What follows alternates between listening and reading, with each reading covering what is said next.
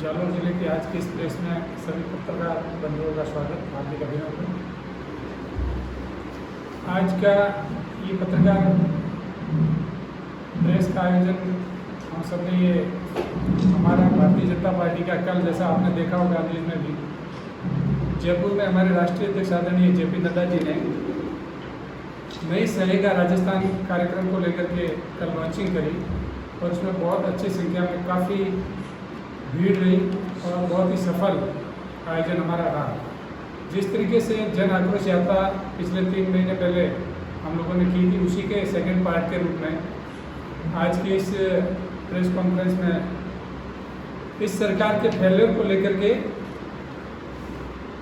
4.5 साल होने को आए हैं और कांग्रेस की इस सरकार ने जनता के साथ जो सलावा किया, जो धोखा किया, किसानों के साथ, महिलाओं के साथ, युवाओं के साथ, उस सारे मुद्दों को लेकर के अब जनता के बीच में 16 तारीख से लगाकर 1 तारीख तक, 30 तारीख तक, 31 अगस्त तक और 1 तारीख को हमारा जयपुर में बहुत बड़ी संख्या में 5 लाख लोगों के साथ में हम जयपुर को चारों तरफ से घेर करके इस सरकार को उखाड़ फेंकने के लिए जनता के रूप, सैलाब के रूप में हम जयपुर में इसका आंदोलन करेंगे। उस आंदोलन के कार्यक्रम में कल, जैसा कि आपने देखा, नड्डा जी ने जयपुर में लॉन्चिंग की और आज सभी 32 प्रशासनिक जिलों में भारतीय जनता पार्टी की प्रेस कॉन्फ्रेंस है।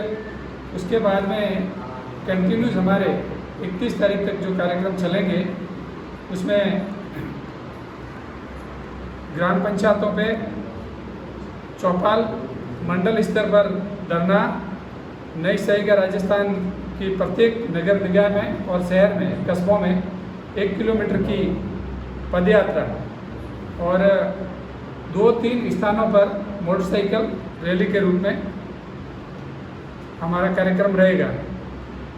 और हर बूथ पर हम कम से कम 100 घरों तक पहुंचेंगे और ये फेल कार्ड, हमारे 50 लाख फेल कार्ड हम बांटेंगे।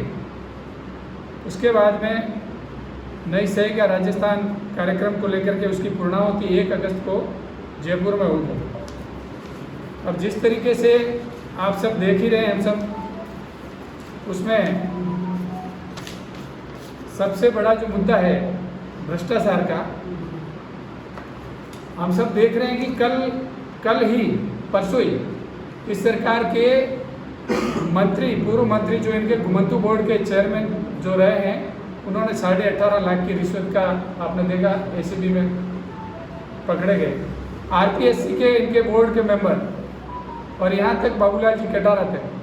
तो भ्रष्टाचार में इस सरकार ने सारे रिकॉर्ड तोड़ दिए और इनके खुद के मंत्री कहते हैं कि 50% भ्रष्टाचार है।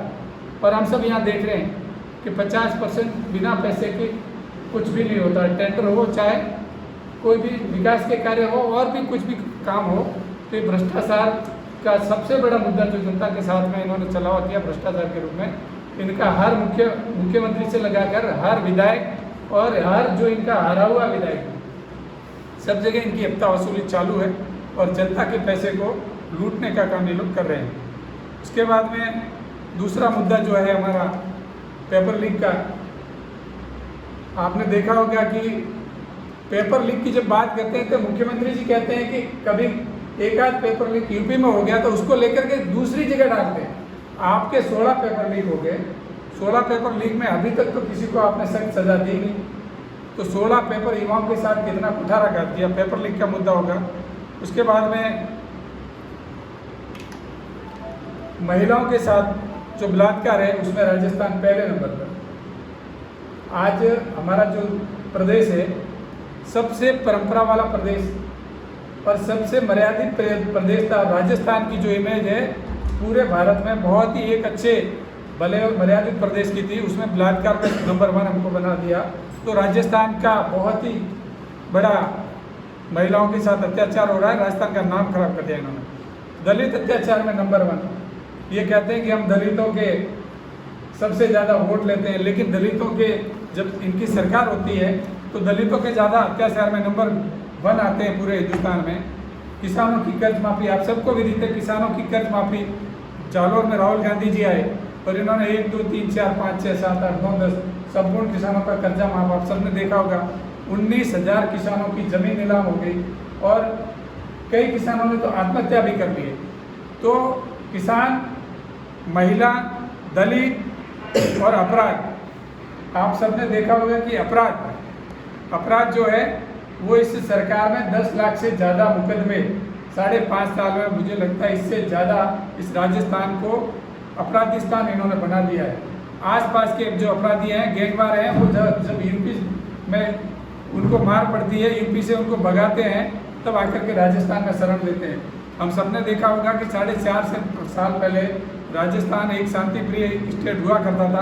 आज की तारीख में राजस्थान को एक अपराधिस्तान इन्होंने बना दिया। गैंगवार बढ़ गए हैं और सांप्रदायिक दंगे, आप सबने देखा होगा कि सांप्रदायिक दंगों की स्थिति क्या है, चाहे वो करौली हो, चाहे जोधपुर हो, चाहे हमारे उदयपुर में कन्हैयालाल जी की जो गला काट करके हत्या। ऐसा हमने कल्पना भी नहीं की थी कि राजस्थान जैसे, यहाँ जब दूसरे प्रदेश से IAS IPS आते थे कि यार आपका तो बहुत शांत प्रदेश है, ऐसा वो लोग कहते थे।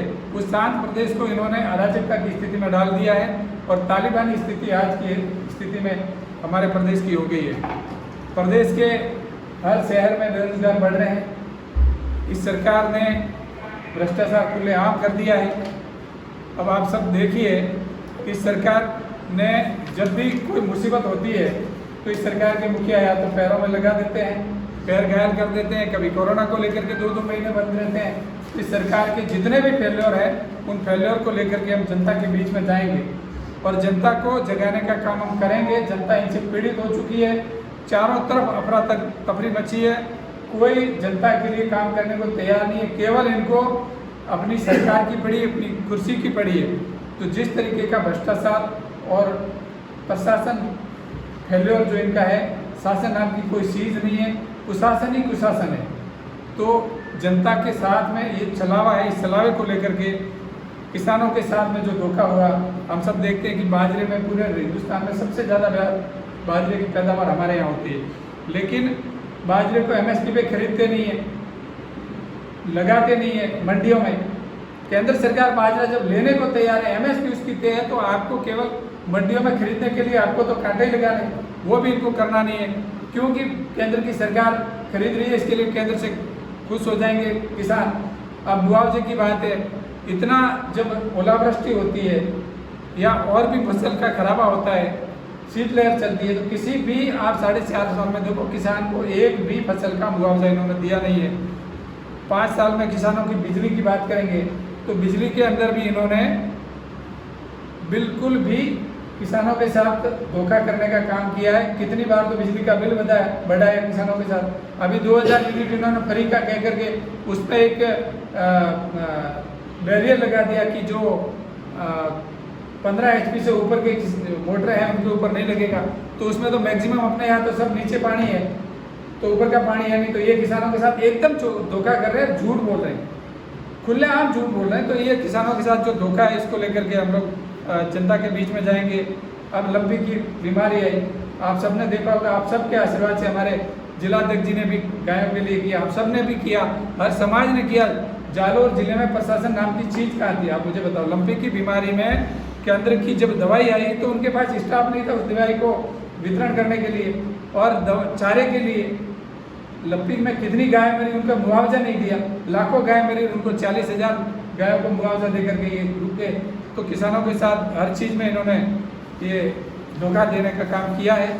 उसके बाद में दलित अत्याचार की बात आई गई है, भ्रष्टाचार खुलेआम है। पेपर लीक में आपने देखा होगा, पेपर लीक में इन्होंने खाना पूर्ति की है, बड़ी मछली। अभी भी हम कहते हैं कि इसमें मंत्री भी इनके इन्वॉल्व होंगे और हमारा तो ये आरोप है कि ये इनके पैसा लूटने का काम इनको ऊपर से दिल्ली तक के इनके केंद्रीय नेतृत्व तक, राजीव गांधी जो केंद्र था वहाँ का जो कर्मचारी है वो उसके अंदर लिप्त था। और इनके जो सचिवालय के अंदर सोना और 2 करोड़ रुपए, इससे ज़्यादा शर्म की बात, इससे ज़्यादा भ्रष्टाचार क्या हो सकता है। इस सरकार के फेल्योर जो है, खूब सारे फेल्योर है, उस फेल्योर को लेकर के हम जनता के बीच में जाएंगे। और आप सब मीडिया के बंधु हैं, आप सबको पता ही है कि जिस तरीके की अभी घटनाएं हुई अपने बालोतरा में हुई और अभी कल परसों एक नादोती की घटना हुई। बच्ची के साथ बलात्कार किया, उसको गोली मारी और फिर एसिड मार के हत्या करके कुएं में शव फेंका। और सरकार नाम की कोई चीज़ नहीं। 2 दिन पहले आपने देखा भरतपुर के अंदर खुलेआम पुलिस ने उसको अपराधी को लेके जा रही थी और अपराधी को बस के अंदर उसको हथकड़ी पहना के बिठा दिया और पुलिस बातें करती रही और उसने बेचारे ने चिंता की कि मेरी हत्या हो जाएगी और खुलेआम आकर के उसकी हत्या हो जाती है। इससे ज़्यादा इस राजस्थान को अपराधिस्तान बनाने में, भ्रष्टाचार बढ़ाने में, जिस तरीके से लूट खसोट का काम किया उसको लेकर के हम जनता के बीच में जाएंगे। मैं आप सब मीडिया बंधु बता रहे, इसके लिए अभी हमारे आगे संबोधित करेंगे जिलाध्यक्ष जी।